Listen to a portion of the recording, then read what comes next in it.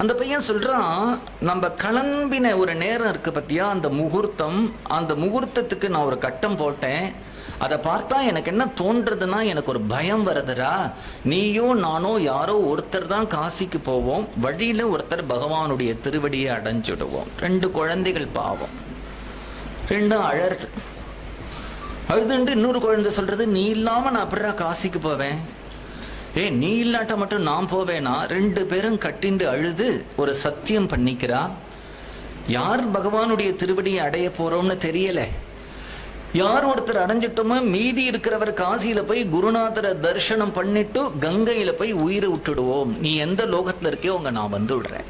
குழந்தைகள் ஒரு ஸ்நேகத்தினால அப்படி ஒரு பிரதிஜை பண்ணிட்டான். 2 குழந்தைகளும் போகும்பொழுது இந்த நர்மதா நதிக்கரையில ஞானசாகரன் பகவானுடைய திருவடியை அடைஞ்சான். புருஷோத்தமன் பார்த்து அழறார்.